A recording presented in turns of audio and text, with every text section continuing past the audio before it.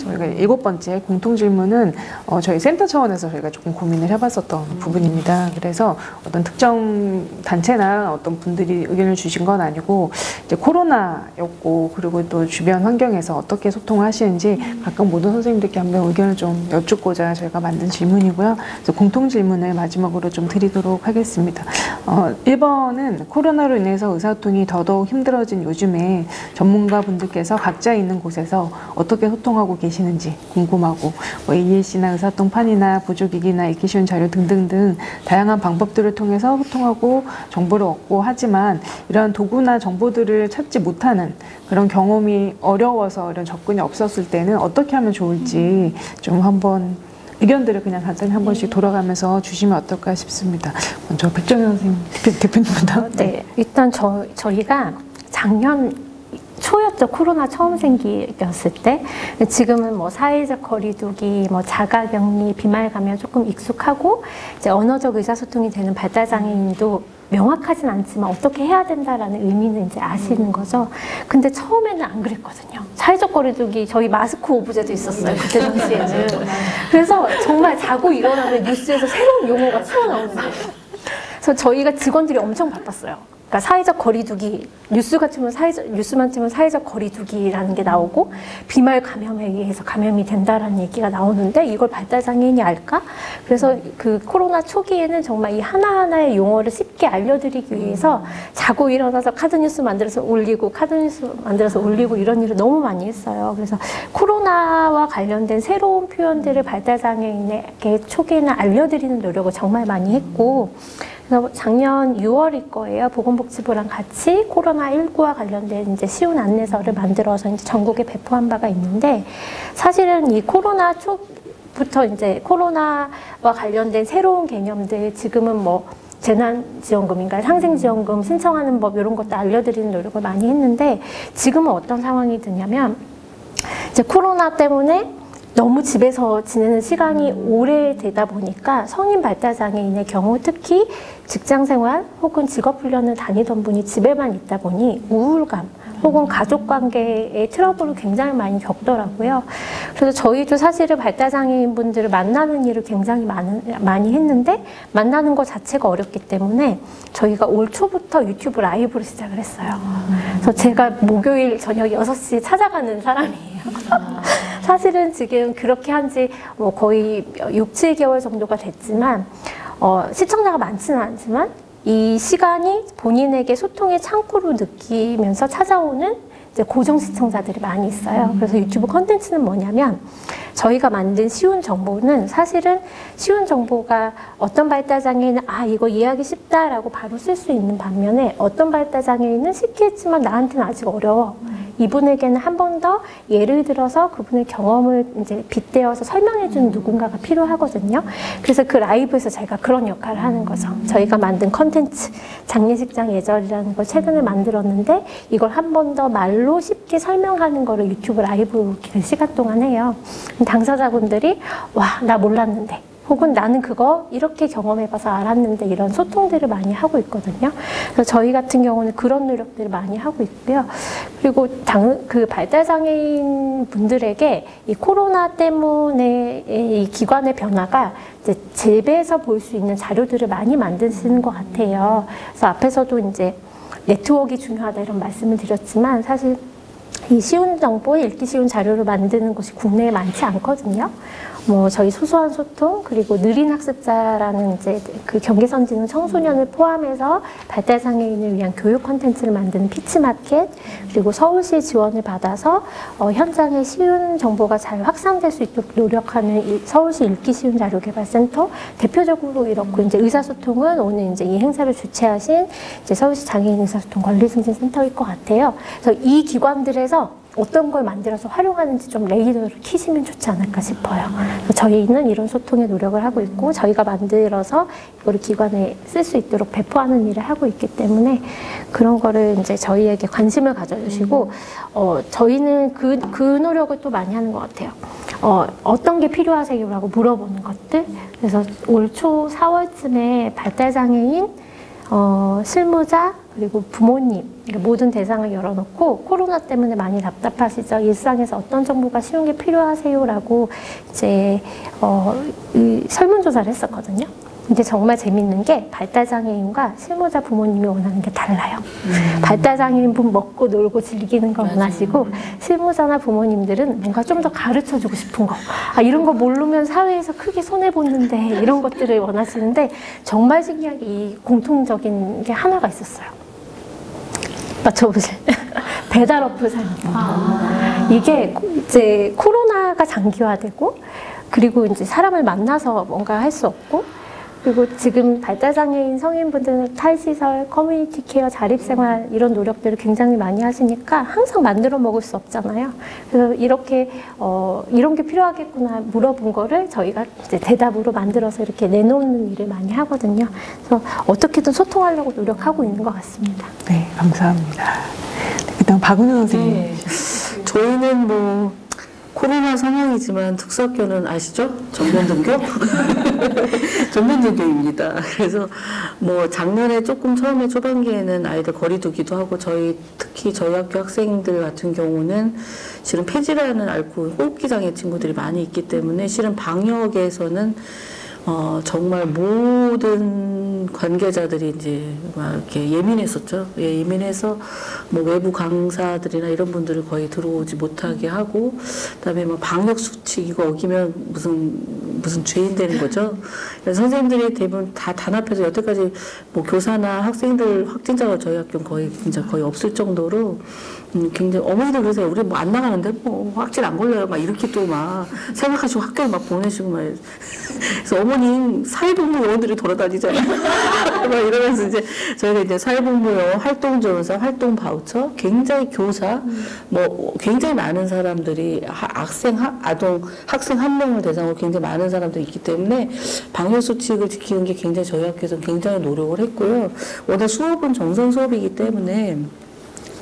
그 외에 선생님처럼 뭐 배달 어플이나 밴드 사용하고 뭐 이러는 우리 아이들이 그동안 경험하지 않았던 그런 공부들을 좀 하게 되고, 저희 학교도 뭐 우진 장터 뭐 이런 거 있는데 장터도 랜선 장터 막 이렇게 하고, 뭐 제가 이제 주관했지만 진로 체험 주관 행사도, 그다음에 진로 키트를 이용한 행사. 그래서 뭐 모든 거를 다 이제 밴드에 모든 영상이나 이런 걸 올려서 이제 학생들이 이제 그걸 보면서 이제 수업을 하고 그 학습 자료를 다 집으로 이제 보내주고 이런 노력들을 했던 것 같아요. 그래서 어떤 방법이든지 수업에 이제 결손이 생기지 않도록 선생님들이 노력을 하신 것 같고요.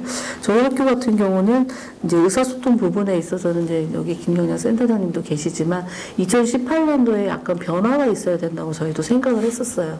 우리 학교 뭐 한국우진학교 하면 AAC 굉장히 잘하는 것 같고 엄청 노력할 것 같지만 다 다르게 하고 계시잖아요. 선생님들도 그렇고 뭔가 진단하는 것도 다 다르고 자기들의 방식들이 있고 막 이래서 이거를 좀 새롭게 변화 좀 해야 되겠다라는 생각에 저희가 외부 전문가들을 초빙을 해서 저희가 실은 교사 역량 강화 학부모 연수를 시작을 해서 2018년부터 지금까지 저희가 그 외부 사업을 진행을 하고 있어요. 그래서 선생님들이 AAC 하면은 몰라.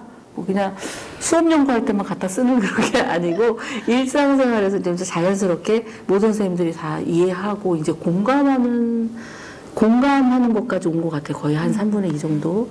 그래서 교원학습 공동체도 마이토키 연구회, 스위치 연구회, 손담 연구회, AAC 연구회, 교원학습 공동체가 그냥 자발적으로 하는 거거든요. 그 아무 저기가 없어요. 근데도 이 5개가 다 의사소통과 관련 있죠. 손담, AAC, 뭐 마이토키. 그래서 자료 공유를 서로 해주는 거예요. 마이토키 연구에서는 뭐 계기교육한 자료 쫙 뿌려주고 담임들이 그거 가지고 수업하고, 뭐 스위치 연구에서는 다양한 스위치 만들어서 알려주면 우리는 또 다 구입해서 싹 나눠주고. 그래서 그런 양적인 거에 대해서 지원은 지금 선생님들이 굉장히 잘 돼 있고, 저희 학교에 또 교수님이 또 저희 해주셔서 우리 마이토키 다 깔려 있거든요. 교실마다. 그래서 아이들이 열면 다 그 소리 자극들이 여기저기 나오고 애들이 스위치 사용하는 것들이 굉장히 좀 자연스러워지고 어디를 가도 그냥 삑삑삑삑 굉장히 다양한 소리들이 들리고, 선생님들이 체육 활동이든 무슨 활동이든 약간 재구성해서 그런 자극들을 주려고 많이 노력을 하시는 것들을 보면서 제가 굉장히 이제 우리 학교가 조금 좀 달라졌구나라는 생각을 좀 하게 됐습니다. 예, 그래서 뭐 이렇게 어려운 거는 뭐 도구 사용하거나 뭐 접근 어려운 거 뭐 이런 것도 실은 뭐 대상이나 뭐 이런 게 중요한 것 같지는 않아요. 환경이 중요한 것 같지는 않고 이 전문가의 도움을 받아서 우리 환경에 맞는 걸 찾아서 하시면 될 것 같다는 생각입니다. 네, 감사합니다. 홍유미 팀장님. 저는 이제 이야기를 들으면서, 그러니까 이제 이 코로나 시대에 제일 핫해진 게 줌이거든요. 사실은 영상 이제 회의 뭐 이런 건데, 이 시청각 장애인들한테 가장 취약한 게 영상입니다. 그래서 저는 이제 저희는 코로나 초기 때는 사실은 시청각 장애인분들이 만약에 코로나 확진이 걸린다, 그럼 음압병실에 들어가야 되는데 수화통역사도 못 들어가고 간호사하고 의사는 소화가 안 되고 이런 분들이 만약에 전혀 들리지도 않고 보이지도 않는데 음압병동에 들어가면 어떻게 될까, 이게 너무 겁이 나더라고요. 그래서 본인 당사자들도 너무 겁이 나 하시고, 그래서 초창기 한 상반기 정도까지는 정말 두문불출하셨어요. 저희도 거의 아무것도 모든 행사를 다 취소하고 이제 거의 아무것도 못했었지만, 이제 저희가 이제 줌 같은 것도 사실 모임도 못 하니까 줌을 어떻게 활용할 것인가. 다른 사람들은 다 줌으로 한다는데 어떤 장애인 이렇게 모임은 오히려 줌 세계가 열려서 우리는 지체장애인이나 뭐 이런 분들은 자유를 얻었다 이러시더라고요. 근데 저는 그 얘기를 들으면서 우리 시청각 장애인들은 오히려 완전히 뭐죠, 이렇게 갇혀 있는,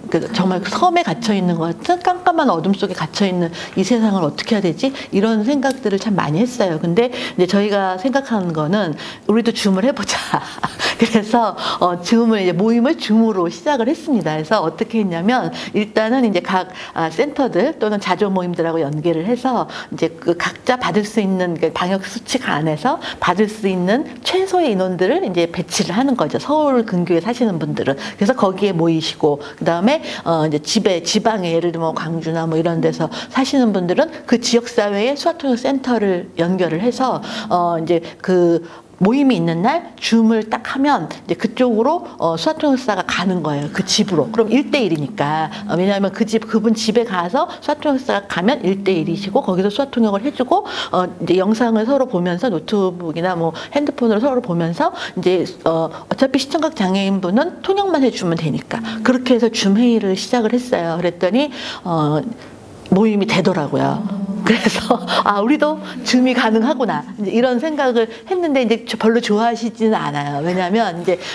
재미는 없으시잖아요. 왜냐면 이분들은 일단 만나는 걸 좋아하십니다. 왜냐면 만나서 본인들끼리 이렇게 수다 떠시는 거. 시청각 장애인 당사자들끼리는 막 밤새도록 수다 떨고 싶어 하세요. 그래서 그냥 시청각 장애인분들끼리 이렇게 앉혀놓으면 정말 시간 가는 줄 모르고 막 수다를 떠서, 왜냐면 그동안 할 말이 얼마나 많았겠어요. 그래서 저희가 이제 그런 줌을 또 하다가 이제 좀 코로나가 이제 장기화가 되면서 저희가 이제 생각을 했냐면, 그러면 여행을 좀 시켜드리자. 그래서 장소를 아주 그 외진 곳에 이제 그 쉼터를 마련하신 분이 있어서 거기하고 연결을 해서 그곳을 이제 보내드리는데 1박 2일로 대신에 당사자 2명, 수화통역사 2명 이렇게 짝을 지어서 이제 보내는 거예요. 그래서 이제 남녀 비율 맞추고 해서 이제 이렇게 딱 장소가 이렇게 집이 딱 두 채가 있어서 만약에 남자 여자 이렇게 합쳐지면 두 군데서 주무시고 이런 걸 지원을 저희가 해갖고 나들이를 보내드렸어요. 1박 2일로. 그랬더니 그거를 이제 여러 차례 한 거죠. 그래서 여러 차례 1박 2일로 이제 갔다 오시면 또 보내드리고 갔다 오시면 보내드리고, 그래서 맛있는 거 드시고 또 거기서 장애인 당사자분들끼리 뭐 밥도 해 드시고 또 수다도 떠시고 밤새도록 이러면서 모임을 좀 진행을 이렇게 했더니 이분들이 스트레스가 좀 많이 해소가 되시고, 그 다음에 이분들이 코로나가 되면서 바깥을 못 나가시니까 건강도 또 문제가 많이 생기시는데, 이제 그러면서 스트레스 해소하면서 건강 문제도 좀 해결이 되시고, 이제 이런 저희들이 프로그램을 좀 했었고요. 이제 지금은 또 이제 이분들이 집에 혼자 계실 때 가장 중요한 게 이 점자 정보 단말기라는 그 정보통신 보조기기예요. 근데 이것이 굉장히 이분들한테는 필요한데, 이거를 알려면 사실 이 기기를 활용하려면 이분들은 점자를 알아야 돼요. 사실은 시각장애인이었다가 청각장애가 되신 분들은 기본적으로 점자를 배우면서 시각장애 학교를 다녔기 때문에 문제가 없는데, 농아인이었다가 청각장애인이었다가 시각장애가 되신 분들은 기본적으로 이분들은 언어가 다르거든요, 저희하고. 한글 자체를 모르세요. 그러면 한글 교육부터 시작해서 점자 교육을 시키고, 그 다음에 이제 그 점자 정보 단말기 교육까지 시켜야 되는 거예요. 그래서 그거를 이제 저희가 소수지만 이 코로나 시기에 그분들이 극복할 수 있는 거는 그래도 그나마 정보를 접해야 되니까. 왜냐하면 수사통역사가 일일이 다 방문할 수는 없잖아요. 그래서 이제 그런 교육을 소수로 시키고 있습니다. 지금 그래서 방역 수칙 철저히 해서 소수로 저희가 이제 매번 이제 이렇게 그 교육을 하고 있는데 되게 어려워하시지만 또 굉장히 의지를 가지시고 열심히 하고 계세요. 그리고 이제 시청각 장애 아동들 같은 경우는 방역 때문에 이제 1대1로 방문 수업을 하는데, 이제 저희가 사실은 코로나 때문에 좀 그거를 꺼려 했었어요. 근데 부모님들이 오히려 그걸 더 반기시더라고요. 왜냐하면 병원에 못 가는 날이 더 많고, 이제 코로나가 되면은 뭐 치료 받으러 가다가도 문이 닫히면 폐쇄되면은 못 가고 이러는데, 집으로 오는 거는 괜찮잖아요. 선생님이 방역만 철저히 하시고. 그래서 저희 선생님들 두 분은 이제 보통 집하고 거기 외에는 딴 데 잘 가능하면 안 가세요. 왜냐하면 아이들에게 혹시라도 이제 그 위험이 있을까봐. 그래서 이제 그렇게 방문 교육으로 이렇게 교육을 하니까 그나마 아이들에게도 또 치료가 계속되고 또 부모님들 만족도도 높고 이렇게 프로그램을 계속 이어가고 있어요. 그래서 이제 앞으로도 계속적으로 이렇게 이제 코로나가 이제 앞으로 위드 코로나처럼 이제 생활화가 될 거기 때문에 이제 그 속에서 또 시청각장애인 분들과 함께 할 수 있는 방법들을 좀 연구해 나가야 되지 않을까 이런 생각을 하고 있습니다. 그다음에 저희가 두 번째 질문. 두 번째 마지막 이제 질문이고요.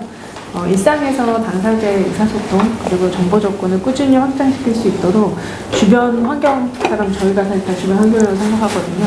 저희가 지원하는 방법이 무엇일까요? 하고 저희가 공통의 질문을 드립니다. 이번엔 남부름 저는 좀 짧게 생각해봤는데요. 저는 유아특수교사이고 유치원에서 이제 장애 아이들을 지원하지만 사실 제가 더 좋아하는 분야는 장애 영아와 아이들 부모님과의 그런 의사소통이나 상호작용을 촉진하는 쪽에 더 많이 관심을 두고 있거든요. 그런데 이제 장애 영아의 의사소통과 장애 성인의 의사소통과는 무슨 관계가 있느냐라고 생각을 하시겠지만 사실 의사소통은 다 똑같아요. 그래서 영아일 때 의사소통을 아주 잘하게 된다면 그때부터 쭉 잘 가는 거고요. 성인이 됐을 때도 의사소통에 큰 도움이 있다면 그때부터도 충분히 의사소통은 발달할 수 있는 거거든요. 그랬을 때 장애 영아의 상호작용이나 의사소통 발달에 있어서 가장 그 발달 지원의 핵심이 무엇이냐라고 했을 때는 의사소통의 상대자인 양육자의 반응성이라고 이야기를 할 수 있습니다. 그게 이제 유치원에 가면 유치원 선생님이 되는 거고, 초등학교에 가면 초등학교 선생님이 되는 거고요. 이제 성인이 되면 또 만나게 되는 의사소통 상대자의 반응성이라고 생각을 하시면 되는데요. 이제 예를 들어서 우리가 외국에 여행을 갔어요. 그럴 때 이제 가뜩이나 더듬더듬 말도 잘 못하겠는데 상대방이 저기라고 내가 한국말로 말하고 있는데도 말 알아들어주는 것 같아. 내가 여기 가고 싶은데 하고 이렇게 막 했더니 따라와 라든지 혹은 25유로야 너 여기 가서 저기 가서 돈 내면 돼 이런 것들을 막 얘기를 해준다면 내가 나는 왜 이렇게 말을 못해서 여행을 못할까 이런 생각이 잘 안 들게 되거든요. 내가 개떡같이 말했지만 찰떡같이 알아들어주고 내가 원하는 걸 해결해주는 사람이 있다면 난 또 도전하고 또 여행 갈 힘을 얻게 되는 거죠. 그런 것처럼 의사소통 상대자는 이 의사소통을 하고 싶어하는 사람에게 주파수를 맞춰주는 게 굉장히 중요해요. 우리가 튜닝이라고 이야기하는 게 튜닝이 내가 여기 있으니 내가 영어를 잘하는 사람이니 이 외국 여행자야 네가 와서 나한테 영어를 해라 라고 하는 게 튜닝이 아니라 나는 영어를 잘하는 사람이지만 그렇기 때문에 네가 개떡같이 영어를 해도 나는 찰떡같이 알아들을 수 있단다를 이렇게 딱 맞춰주면 얼마나 말하기가 좋아요. 그래서 튜닝을 굉장히 잘했으면 좋겠어요. 그래서 누가 튜닝을 하느냐?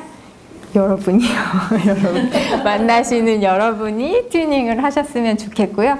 또 하나는 이제 우리가 굉장히 뭐 10년도 더 전부터 자기결정과 관련된 이야기를 많이 했는데 제가 아주 최근에 가르쳤던 아이가 초등학교 4학년, 10년도 안 됐어요. 한 4, 5년 전에 초등학교 4학년이에요. AAC를 딱 가르치려고 하는데 너 이거 할래? 이거 할래? 그러면은 맨날 오른쪽에 있는 것만 눌러버리는 거예요. 그게 무엇이든 상관없이. 그래서 얘는 왜 맨날 오른쪽만 눌러? 그래서 오른쪽과 왼쪽에 있는 걸 바꿔주면 또 오른쪽 것만 누르는 거예요. 그래서 얘야 그렇게 하는 게 아니란다. 네가 좋아하는 게 여기 있단다. 이걸 한참 가르쳤었는데 어머니랑 얘기를 해보니 얘는 한 번도 선택의 기회가 없었던 거예요. 밥은 주는 대로 먹고 옷은 주는 대로 입고 자 오늘은 학교 가는 날이야 그럼 학교 끌려가고 자 오늘은 공원으로 산책 갈 거야 그러면 그냥 공원 가는 거예요. 그런데 이 어린이가 정말 의사가 없느냐? 사실 그렇지 않거든요. 저랑 이제 선택의 즐거움을 알게 된 순간부터 원하는 게 너무 많은 거예요. 이 옷 입고 싶고 저기 가고 싶고 라면에 떡 넣어서 먹고 싶은 거예요. 그거는 선택의 기회가 많이 주어져야지만 그런 의사를 표현할 수 있어요. 그래서 자기 결정과 관련돼서 선택의 기회를 아주 많이 주셨으면 좋겠습니다. 이상해요. 네, 감사합니다. 일단 박은주 선생님. 네, 저도 이제 남보란 선생님 의견에 아주 공감하고요. 저는 이제 일상생활에서 이제 개인이 갖고 있는 의사소통 능력을 좀 극대화 시켜주는 그런 작업도 정말 필요하다고 생각해요. 얘가 정말로 할 수 있는 의사소통 방식을 찾아주는 거. 찾아주고 그거에 공감해주고 걔가 그걸 활용할 수 있는 경험을 주는 거죠. 그래서 저희가 실은 아이들 데리고 지역사회 훈련을 많이 가거든요. 근데 처음에 갈 때 선생님들이 막 못 기다려서 막 넣어주고 막 이러긴 하는데 이제 갈수록 이제 자주 아이들하고 뭐 빵집이나 슈퍼를 갈 때 이제 가기 전에 의사소통을 배웠으니까 아이들의 각자들의 의사소통 방법들을 다 가지고 가요. 뭐 토킹 버튼을 가져가서 누르게 한다든가 아니면은 뭐 주세요 이렇게 태블릿 PC를 한다든가 아니면은 그 카드를 들고 가서 이거 이렇게 주세요 이렇게 애들만의 각자의 소통 방식을 가지고 가서 이제 끊임없이 연습을 하니까 실은 그 환경은 자연스럽게 스며들더라고요. 그분들이 처음에는 뭐지? 왜 들어오지? 이런 표정이었지만 제가 가서 빵도 좀 더 사드리고 커피도 좀 마셔드리고 이야기도 왜냐면 지역사회는 왜냐면 우리 학교를 다 아시는 분들이니까 우리 아이들을 이해를 하실 수 있는 분들이니까 조금 밀고 나가는 것도 있었어요. 그리고 사전에 가서 부탁을 많이 했었어요. 우리 아이들이 언제 올 거니까 좀 도와주세요. 뭐 이런 식으로. 그래서 애들을 자꾸 이제 끌고 가는 거죠. 뭐 이렇게 세월을 한다 끌고 가면, 이게 빵집에 가면 벌써 이렇게 준비하고 계세요. 너무 감사해요. 되레 막 우리 저기 활동 지원사 분들이 더 못 참으세요. 야 빨리 골라 막 이러시는데 너무 기회를 주세요. 막 이렇게 그러면 아이들이 너무나 가서 행복하게 그 빵을 고르는 게 보여요. 애들이 고르는 게. 그리고 그 계산하시는 분이 정말로 잘 기다려주세요. 특수교사보다도 더 인내심 있게. 우리는 그 예견된 게 있어가지고 참지 못하고 막 우리는 먼저 하잖아요. 근데 그분들은 예견되는 게 없으니까 그냥 기다려주시고 또 그 외에 일반적인 손님들도 얘네들이 현장 가서 만나 보다 이렇게 생각하시고 또 기다려주시는 그런 환경이 이렇게 만들어지고 있더라고요. 그래서 이런 환경이 일단 그 아이가 사는 곳에서부터 확장돼 가야 된다고 생각을 하거든요. 걔가 잘해야, 걔가 뭔가 하려는 의지가 있어야 되잖아요. 걔가 뭐 상암동에서만, 성산동에서만 하고 반포동에서는 안 하면 안 되잖아요. 얘가 할 수 있는 능력을 키워주려면 아까 남보란 선생님 말씀하신 것처럼 튜닝을 해줄 수 있는 사람들이 이제 배워서 인식을 하고 중요하다고 알고 그런 경험들을 제공해 준다면 그러면 정말 그렇게 고스톱 치시는 분들이 많아지지 않을까 행복한 삶을 살 수 있는 분들이 많아지지 않을까라는 생각이 듭니다. 그래서 이렇게 센터에서는 그런 기관이나 이런 데 지원 활동을 많이 해주시고 그게 자꾸 교육을 받아야지만 중요성을 인식을 하게 되고 학부모님도 자조 모임이나 이런 걸 통해서 엄마들이 변해야 되거든요, 실은. 학교에서 열심히 가르쳐봤자 집에서는 아무 말도 안 해주시고 아무 자극 반응이 없으면 안 되니까. 그래서 함께 그렇게 공감해 주려면 센터의 역할도 굉장히 중요하다는 생각이 듭니다. 감사합니다. 네.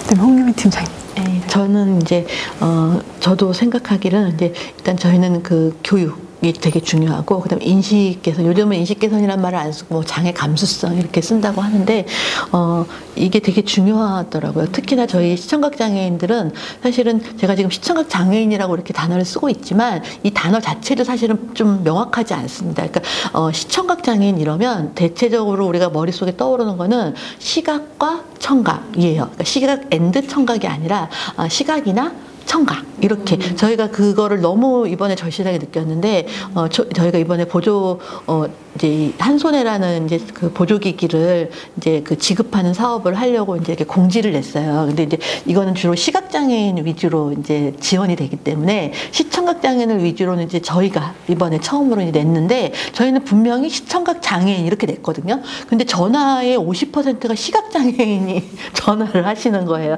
당사자가 전화를 할 수가 없잖아요. 저희 같은 그 시청각 장애인 주로 활동보 지원사가 이제 전화를 하거나 이러는데 당사자십니까? 그럼 당사자래요. 근데 시각장애인인 거예요. 아, 시각장애인 저희 대상이 아닙니다. 이러면 막 화를 내세요. 왜 시각장애인, 시청각 장애인이라고 해놓고 그러니까 장애 당사자도 시청각 장애인이 시각과 청각 플러스라는 거를 인지를 못 하시는 거죠. 사실은 이 전 세계적인 공통 용어는 데프 블라인드인데 우리나라만 시청각 장애인이라고 이야기를 하고 저희는 이제 농맹인, 사실은 그 말을 데프 블라인드라는 말을 이제 그냥 한국어로 번역을 하면 농맹인이 맞거든요. 근데 사실은 농맹인이라는 말을 또 당사자들이 싫다는 분도 계시고, 예, 이렇게 하시니까 또 근데 또 농맹인이란 말이 맞다는 분도 계시고, 이게 사실은 저희가 법적 장애가 아니다 보니까 단어조차도 지금 이게 불명확스러워요. 그래서 이제 이런 단어들도 좀 정의가 되어져야 되고, 그래서 시청각 장애인에 대한 인식이 정말 올바르게 돼야 된다. 특히 장애인 당사자들도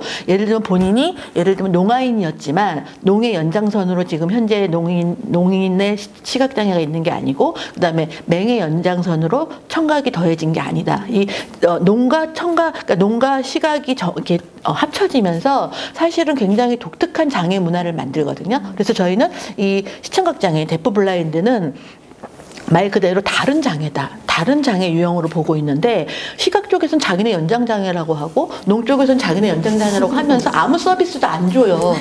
문제는. 그리고 그냥 소외시켜 놓고 그냥 너네들은 시각계 연장이니까 우리 따라와. 너 청각에서는 너희들은 농의 연장이니까 우리 따라와. 이런 식으로 숫자에만 집어넣더라고요. 그러니까 그거는 별로 바람직하지 않은 현상이라고 생각을 하기 때문에 시청각 장애인 본인들도 인식 개선이 되셔야 되고 그다음에 비장애인들도 시청각 장애인에 대한 인식 개선이 바르게 돼야만 된다라는 생각을 하고요. 그러면서 시청각 장애인들의 의사소통 교육이 또 되게 중요하다고 생각을 해요. 본인들이 이제 어떤 그런 자기의 고유적으로 썼던 언어 외에 다른 언어들을 배워야만 또 의사소통이 되니까 그런 것들을 열심히 배우셔야 되는 자세. 굉장히 어렵죠, 사실은. 근데 너무 어렵지만 사실은 제가 생각을 해봤어요. 이 농아인이 한글을 배워서 이 또 점자를 배운다는 거는 저는 영어를 참 못하거든요, 사실은. 근데 영어만 하면 알러지가 있는데 영어를 배워서 영어로 된 기계를 쓰는 거나 똑같은 거예요. 생각만 해도 머리가 너무 아픈 거예요. 이걸 내가 어느 세월에 할 수 있을까? 막 이런 생각이 드는데 제가 그거를 그분들한테 이제 배워야 된다고 이렇게 말씀을 하지만 그분들은 그걸 꼭 배우셔야 되는. 그래서 그거를 좀 열심을 내주셔서 정말 열심히 그래서 좋게 쉽게 설명할 수 있는 수화통역사가 필요하고 그런 의사소통 전문가를 저희가 또 양성을 해야 되고요. 그런 교육이 필요하고 또 중요한 거는 의사소통 지원이 가능한 활동지원사입니다. 그러니까 지금 활동지원사들은 시청각 장애인들이 다 활동지원사분들을 사용하고 있어요. 활용하고 있지만 의사소통 지원이 안 돼요. 그러니까 그냥 물건 옮겨놓듯이 그러다가 이 시청각 장애인 당사자의 의견은 무시되는 거예요. 예를 들면 나는 지금 지하철 타고 가고 싶어. 근데 시청각 이 활동지원사가 내가 길을 잘 못 찾아. 그럼 그냥 콜택시 불러요. 장애인 콜택시.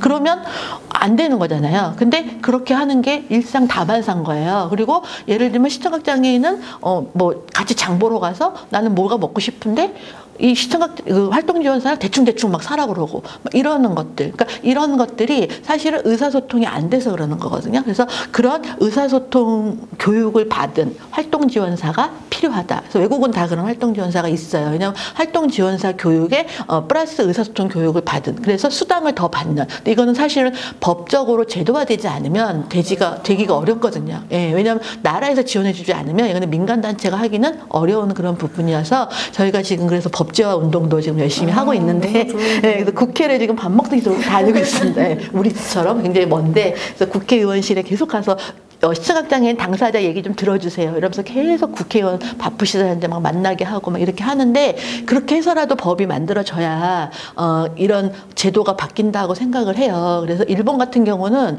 당사자들이 그렇게 움직여서 행정기관을 움직이는데 38년 걸렸대요. 38년. 근데 저희가 그러니까 미국보다는 한 60년 정도 뒤졌고요. 시청각장애인에 관련돼서는. 그다음에 일본보다는 한 20, 30년 뒤졌거든요. 근데 저희는 그래서 이런 지원센터들이 함께 하면 일본이 38년 걸린 길을 우리는 더 빨리 갈 수 있다.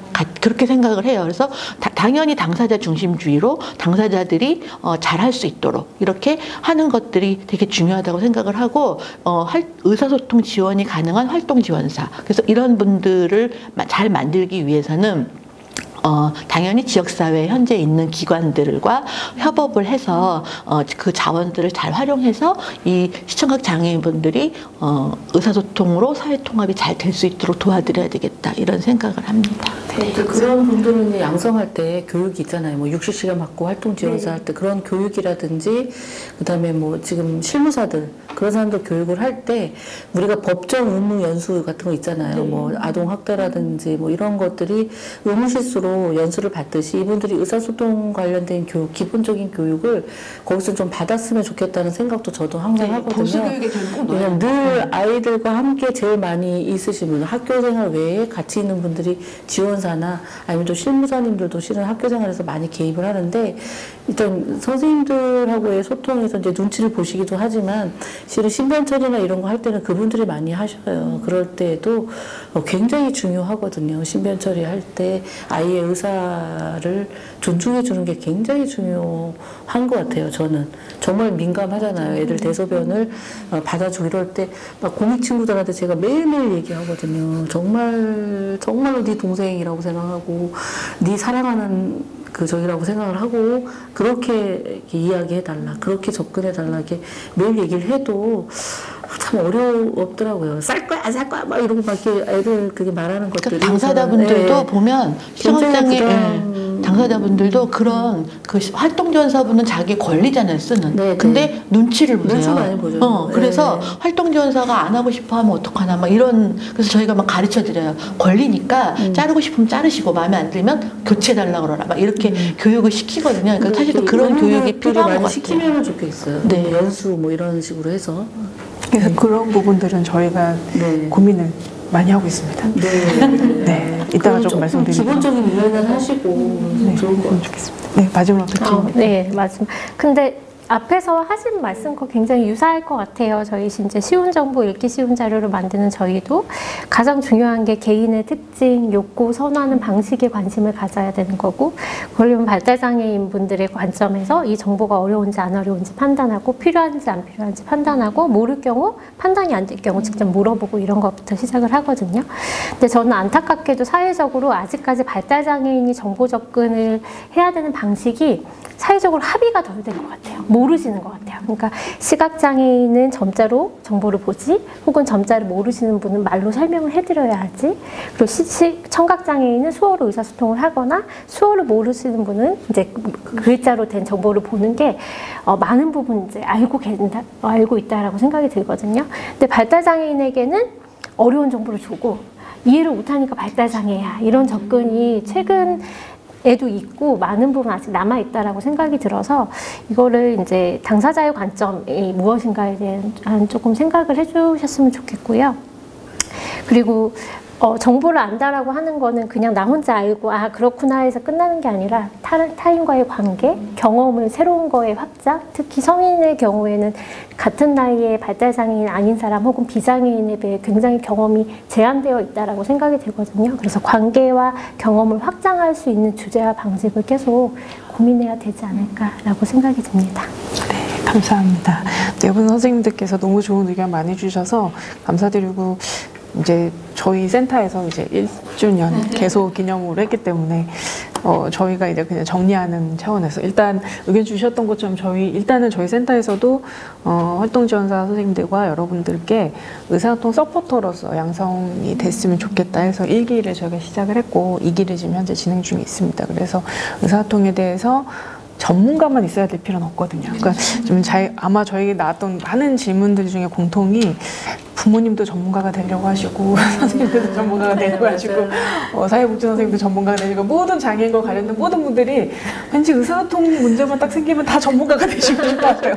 그래서 너 말을 못해 그럼 말을 해봐. 너 이거 못해 그럼 저걸 해봐 해서 저희가 너무 장애인분들 옆에 다들 전문가만 서려고 하시는 것 같아서 저희 역할은 전문가들도 있을 수 있지만 사실 서포터 계속 말씀해 주신 것처럼 그 서포터가 누구냐 결국은 장애인 당사자의 선택과 결정을 존중해주는 그런 사람들이라고 생각합니다. 그래서 저희가 각자의 기관에서 각자의 위치에서 그 역할들을 좀 할 수 있는 저희가 같이 노력을 좀 필요로 하지 않은가라는 생각을 하고 저희 의사소통 센터가 가지고 있는 가장 궁극적인 목표 중에 이제 법으로 이렇게 들어가서 보면 저희가 가장 궁극적으로 이렇게 됐으면 좋겠다고 잡고 있는 게 유엔 장애인 권리 협약 21조인데 21조 제목이 이렇게 돼 있어요.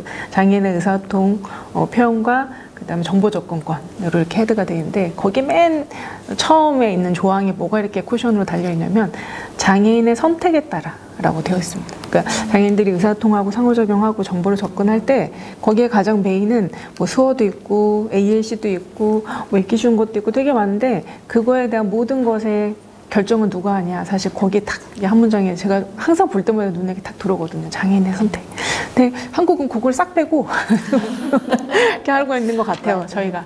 그래서 가장 중심은 장애인의 선택이다.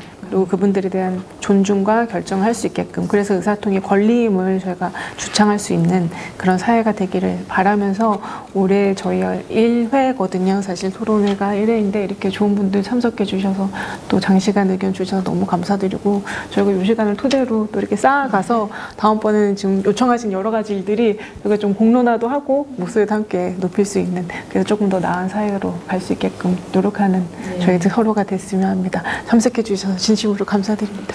네, 감사합니다. 이상으로 마무리하겠습니다. 감사합니다.